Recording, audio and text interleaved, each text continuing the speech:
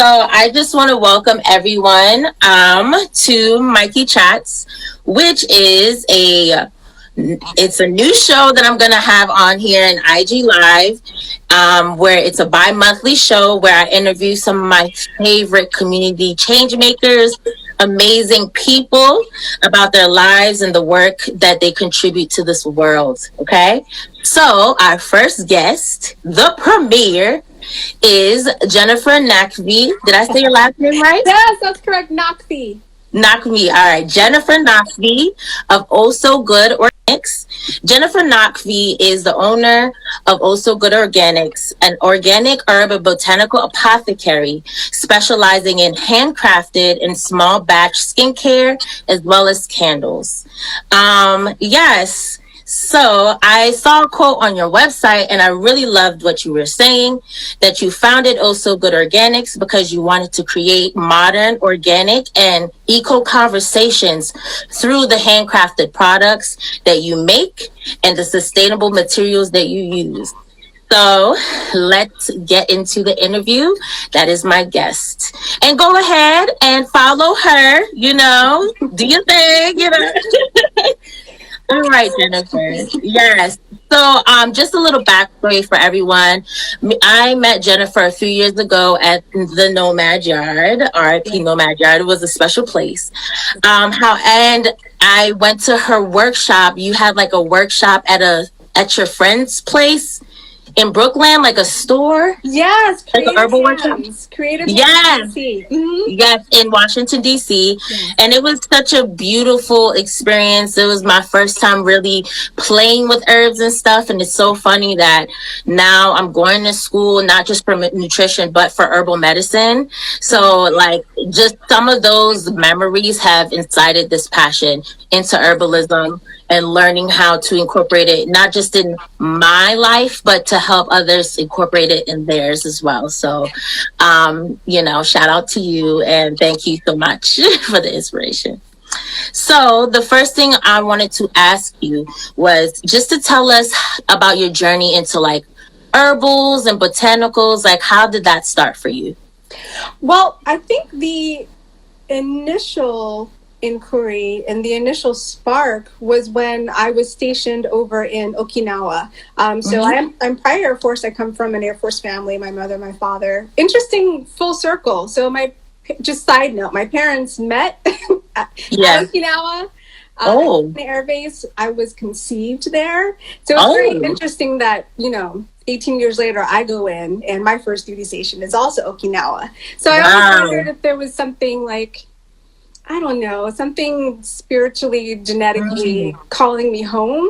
Because I know my mom, my parents are very, they're adventurers, which is why they went into the military. So they eat off base and they really, really, really kind of took to the Okinawan philosophies and approaches to life.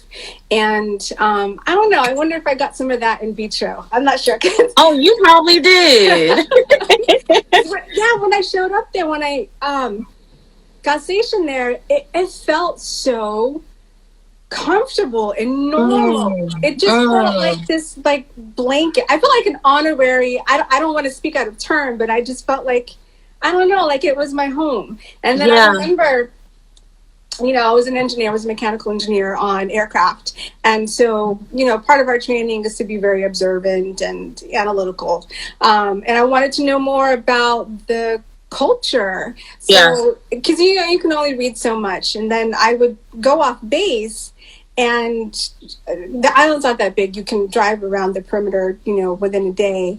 And I noticed that it was, outside of the, Naha, the major city, and outside of our posts, it was predominantly rural. It was predominantly farmland, agricultural, which I thought was so dope. So I would observe the farmers, both male and female, were out in the sun, working, and their bodies were really spry.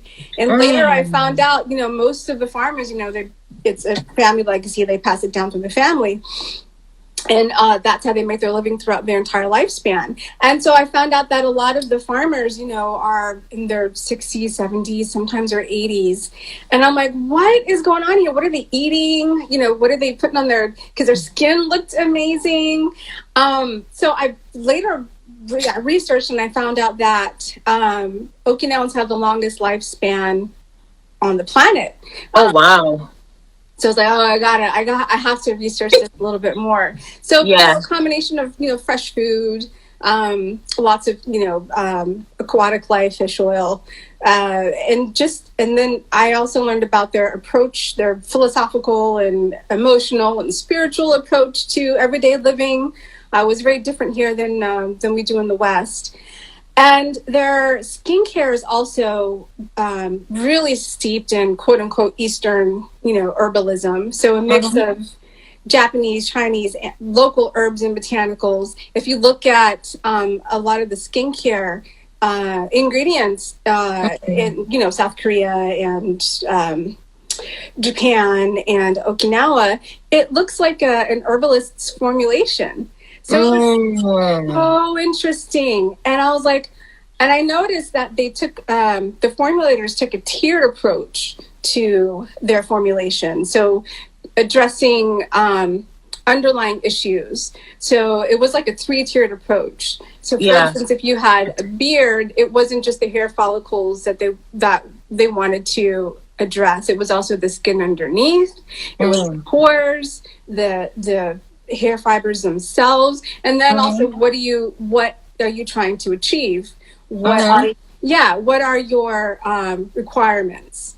And so that very technical approach really, you know, caught my attention, and I was just like, what? Herbs and botanicals can do this? So you know, they would go back and they would formulate, you know, what herb or botanical or root, you know, addressed this issue. And worked into that was also the internal medicine, you know, internal, what's going on in your body, what's going on in your lymphatic system, your internal organs. That's if you have breakouts, what's causing the breakouts. But if you want to address it topically, you can address it topically. So a combination of both diet and skincare. And I was just blown away, like, because I have natural dark circles under my eyes, just born with it. And I don't like wearing too much makeup. So me neither. No. So I found like licorice root is a lightening agent. Oh. Yeah, but it's very, very gentle on the skin. So it's not going to burn the skin while it inhibits melanin production. So, you know, we're making an under eye cream where it's going to be, you know, made out of licorice root as a lightening agent. The carrier oils that I like to use are, you know, a combination of, you know, fast absorbing and or dry oils. Some of them are really high in oleic acids, omegas. Even the essential oils, you know, there's a difference between, you know, one type of lavender versus another. There's more lanolol. So all of those elements you have to take into consideration when you're formulating skincare. But I don't want to keep blabbing. This is all interesting to me, so I'm good. I hope the rest of everyone is good because I'm learning so much. Oh my goodness. So when it comes to like your process and like creating, first of all, I just wanted to ask before, like, that's your herbal list, like, you know, journey. But like, why skincare specifically that you decided to do? So the catalyst for me forming my LLC and starting a business specifically in skincare. So when I came back to the States, you know, I had no inclination while I was stationed in Okinawa to actually start a business. I didn't have funding, or I was really into my work. And then after I got out of the military and came back to the States, after I had my son, I could no longer wear over-the-counter body care, lotions, creams. I would immediately break out, sometimes in hives. And so I asked my doctor, I was like, why is this happening? He's like, well, your body's under a lot of stress. You know, you gave birth, your immune system is compromised right now, your body's healing, your internal organs are under stress. I said, yeah, but that doesn't explain why my skin's having, well, it kind of does. But he said no, and his response was so, he was a combination of, it was interesting. And I think that's why it stuck with me, because his emotional response within his statement to me was both one of exasperation and concern. He said, he's like, now you women are seeing what this stuff you put on your body does to you. And he said 70% of it, you put it on your skin, 70% of it is absorbed into your bloodstream. So your liver, kidneys, everything has to process all of that. And if I can't, as a doctor, if I can't pronounce any of the stuff on the back of those ingredient, jars, you shouldn't be putting it on your skin. Just because it smells good and there's a, it doesn't mean that you should be putting on. He's like, you have to understand your body is of this planet.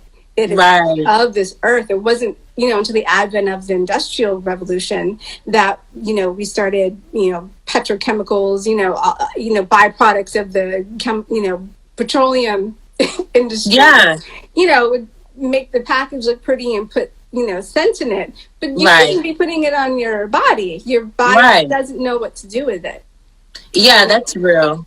Yeah, and it cannot use it. It's not food. It's not, applicable to our system. It doesn't recognize it as something natural. But it still has to process it anyway, because that's what the body does. So I said, well, it scared me. So I said, okay, I'm going to go home and I'm going to research. And then I remembered being in Okinawa, and I was like, well, they look amazing. Yeah.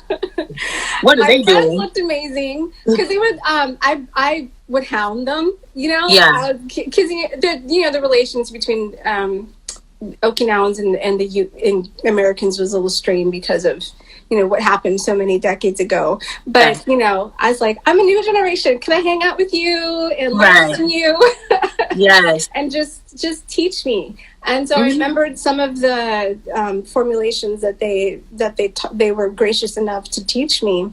And so I just went online and I looked for, organic herbs and botanicals. I found this really awesome company in Oregon called Mountain Rose Herbs, and then I started growing my own, and just start taking a slow living approach to body care. So I started just formulating my own toners.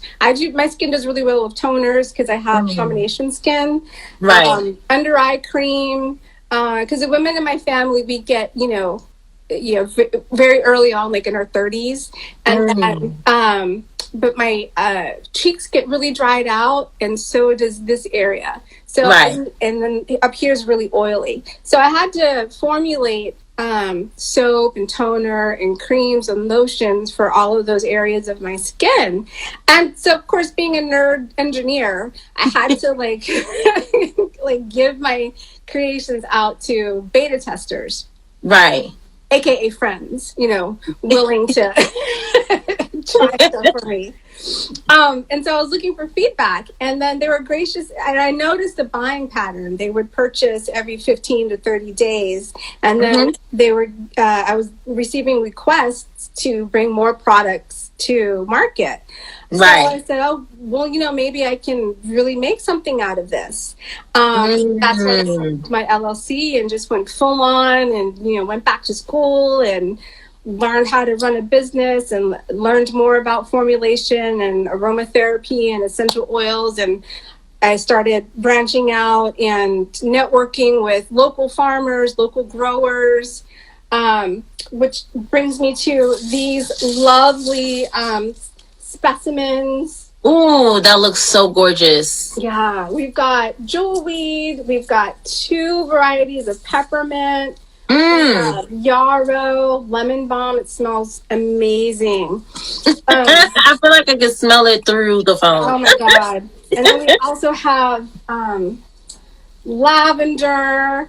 So my very good friend Jordan at Bell Gardens VA.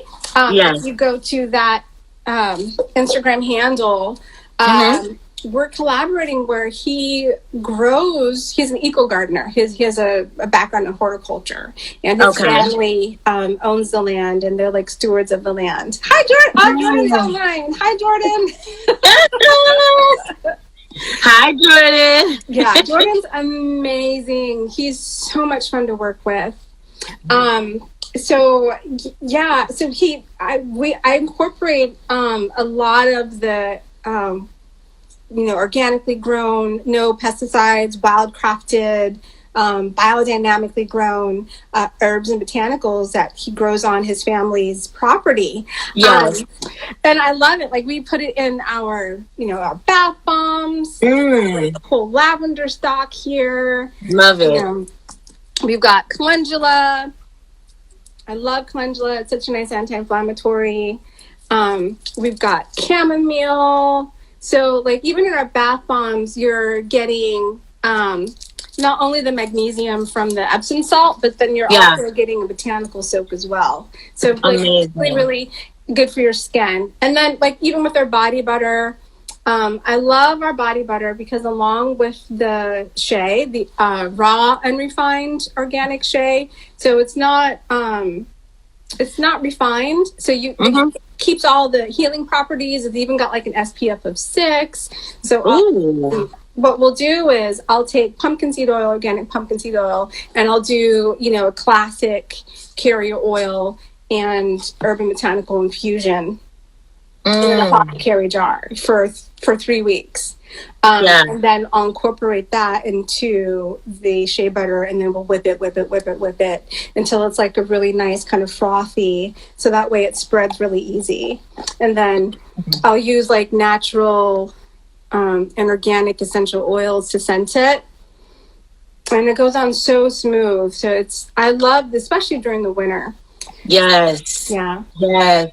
I love it too because I've tried your products before and it has been so amazing. But I really love not just the process that you do, because there's so much intention behind it, and you can see that, you can feel that, but also the fact that you collaborate with like Jordan and like other local creators and makers. I just feel like it's like all good juju in there, Yes. Good juju is correct. Yes. I'm very intentional about the energy that I put out. And, when you have these relationships, you want to sustain them. So you have to vibe correctly. The person that you're collaborating with has to have they just have to be built, the right way. And I feel like we have that with Jordan. And we're going to, upcoming, we got a whole new line of products that we're coming out. We're gonna launch that in April. Yep, and all the herbs and botanicals that Jordan grows on his eco gardens, family-owned eco garden, are going to be the rock stars of that line of products. So I can't wait to do that, and I can't wait to educate our community more about circling back around to engaging in eco conversations. This new line is going to really allow me to do that. That's perfect. Jordan, if you're still on the live, I'm not sure. If you're still on the live, I'll please comment your farm so people can go and follow you there and keep up and update with you because what you guys are doing is amazing, and I just want to spread the word. So before I move on to the next space, next question. So what would you say is the biggest lessons, like herbalism, botanicals, and just your the process that you've been going through when it comes to these things, like your work, your passion? What are the biggest lessons that it teach you? The biggest lessons Mother Nature and embarking on this process has taught me is nothing is rushed. There's no need for anything to be rushed. It's already there. All I have to do is just be the observer and observe and figure out how to work with what is already there. It already, each herb and botanical is already, the chemical composition is already there. Right. The eons of evolution are already there. If you go back into like your science studies and about, the ecosystem and how soil is derived and how, foliage falls to the ground and gets absorbed into the soil, and then sometimes it travels on the wind. So you have all this data, all of this history and all this time encapsulated in this pocket of time with that urban botanical. So it's my job to recognize that and respect it and understand it and ask it if I can work with it, and then apply it externally to myself or to the community within the products that I make, and then also educating the public. That's my real goal. That's what I've really learned from this work, is not rushing. It's already there. I just have to be the operator. That's it. I don't have to force anything into existence. I love that. And you talked about educating the public. Going into this next question, which is perfect, is what do you feel like are some of the biggest misconceptions that people have when it comes to herbs and botanicals? That they don't work. That is just hippie hocus pocus, ancient, juju or voodoo. And so my job is to show them from start to finish, here's the control, here's the after effects, to show them that it does work. Society has been so conditioned to not trust Mother Nature, and I'm not. It does take formulation. You do have to know what you're doing, which is right. There's accredited, there's places of education, to help you with that. Right. But I don't know how we got away from that. I really don't, because all the knowledge is there. The books are there. The documentaries are there. All of the science is there. Yeah. We had all these, wonderful herbalists over, the past couple of centuries that have been botanists that have cataloged their work. So my job is really to get, another part of my job is to get the public to trust Mother Nature. I think if I can get it in their hands and they can see the results, and then that also segues into taking care of our earth. Because humans, they don't want to do anything unless it benefits them in some way. Right. So you see the unknown to them, it's benefiting you. Yes. Yeah. Yeah, if you see the results, you want to keep this going, then we have to stop killing the planet so we can keep this going. Right. Exactly. It's so great that you segue into that. So how does the work that you do help, eco living and things of that nature? Like, how do you push that when it comes to the work you do? Yes, because once I get you in front of me, then I can start talking about small scale farming. Yes. To industrial farming. Because I talk about how I either grow myself or I'm working with Jordan and eco gardens, and then I can talk. I'm sorry, I'm like doing my hair as I'm yes, get that hair. Then we can start talking about, well, what do you mean by saving the planet? What do you mean by saving the earth? Right. And I'm like, well, in-ground grow methods, on a large scale, are damaging to the ecosystem and are damaging to the soil. And then typically what, the farmer has to do is they have to, either move into another area. But if we want to, and petrochemicals are released into carbon emissions, all of this. So there's better way, if we have smaller scale farms, situated across this country or across, the global agricultural or farming industry, I think we'll see a reversal in global warming. We'll see, and then you're also employing and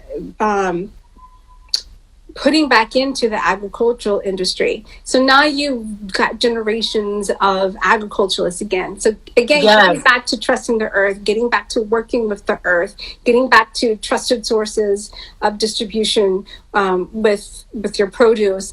And that way, you know, you can, smaller farms, they can service entire areas, entire regions. So, you know, you don't have to wait for your produce to get there. It can be seasonal. It's just this whole kind of ecosystem and network of small scale farming that I really, really, really want to see. And then if they want, you know, I don't understand why we just don't, if they want large industrial farms, and why not just do vertical farming? That way you can quality control, you can control the environmental factors, it cuts down on the use of pesticides. Some things obviously you can only grow outdoors, you know, with the in-ground method.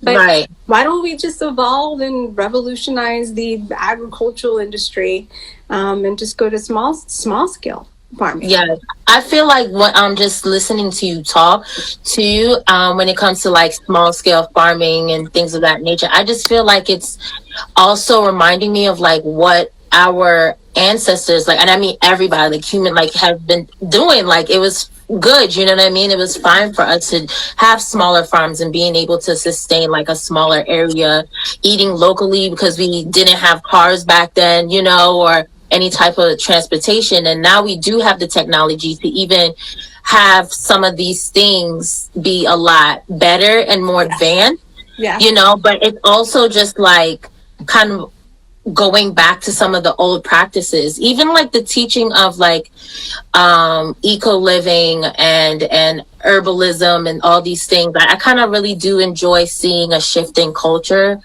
How like a shift in myself too, where like these things are very important, you know, like learning about farmers, learning, like I would love to be a homesteader, you know what I mean, and have a little community where I can like share produce with my neighbors and like just hearing, like I used to work at UPS, the warehouses, and we used to see when the beginning of the pandemic started, a lot of people we'd see so many like gardening tools coming through the bell, and you know, people were like really interested, like, okay, we need to find a sustainable way, especially because of everything. They're like opening their eyes to a lot of the industries of like, this is not sustainable, and not conducive at all, and we have to kind of get back to what our ancestors have done and things. And but now we even have a better opportunity because we have the internet, we have technology, we have more resources that they didn't have before, so we can even make it even better. But for all, like not just because somebody's greedy. Like exactly. We have to move away from this industrialized, like just, you know, just greed and, you know, profit at the expense of humanity. So like in engineering, we talk about that. So the infrastructure's already been built out. And once it's no longer sustainable and no longer necessary to continue the initial rollout, because you can't, there's a limit to that. You can't sustain it, and it's traumatic and it's detrimental to the environment. After you've done your rollout, after the infrastructure is built out, now you switch over to maintenance. You make incremental changes and expansion along the way, applicably. But you don't continue to, you know, overhaul the entire infrastructure. There's no reason for that. And we need to apply that same principle to our ecosystem, to our geo infrastructure. We've got to get away from just, you know, profit. So everybody, all the first responders are the large companies that were, you know, the initial first responders to the industrial revolution and the industrial. I'm sure they've made their money 5 times over. Okay. Right? And not only that, it's like the food is more nutrient dense. When we're healthier with smaller scale farming. Yes. It definitely solves that we have. Two last questions. But the second to last question is, if somebody wanted or is very new to eco living, herbalism, anything of that nature, what is something that you want to tell them? I want to tell them, don't be afraid. Don't be inhibited to try. Don't be inhibited to try it. Don't be, Google, you don't even have a type. You can just, hey Siri or hey Google, definition, define XYZ, define eco living, define organic, define this, define that. Educate yourself. It's fun, and it opens up like a whole, cool Pandora's box, if you want to use that term, which I think is a cool term. It can be applied however you want it, but like a cool entryway into understanding what eco living means, what organic means, because there's a lot of misinformation out there, which is why I would encourage people to start doing their own. That is so true. Sometimes it's painted very like unapproachable, and that's not cool. Or expensive, unapproachable or expensive. Yeah, that too, or expensive. And last but not least, where can people find you if they want to reach you or buy your products or just kind of chat and commune with you? Yes. Where can they connect? Oh, virtually connect with me via DM on Instagram. I am readily available, or direct DM on Facebook, or through our website on our contact page. You can find our candles in Home Goods National. Let me go to my local Home Goods. Okay, so there's a wholesale component to our operation as well as a web presence, e-commerce. Okay. I'm telling you, as soon as I find the candles and the thing, I'm going to be like thugging with the candle, like in Home Goods. I promise you that. Didn't know that. That was a surprise. But it's probably best that it's on the live so you can see my reaction when. I love that. Thank you. One more name drop. We're also Mid-Atlantic with Whole Foods. We're in 3 stores.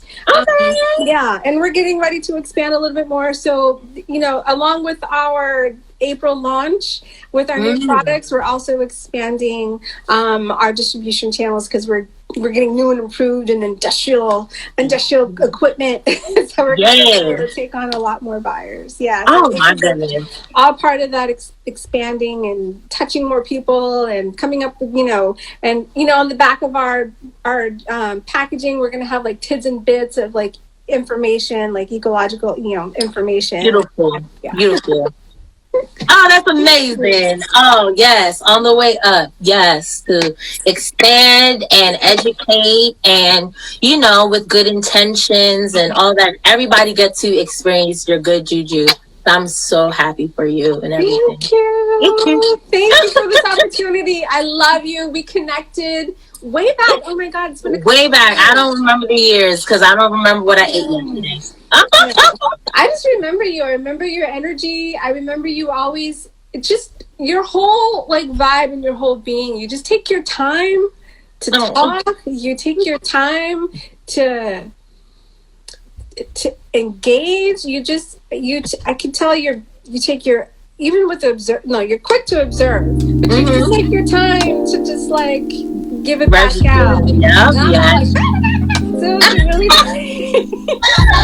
no, it's all good. I love that about you. Thank you so much.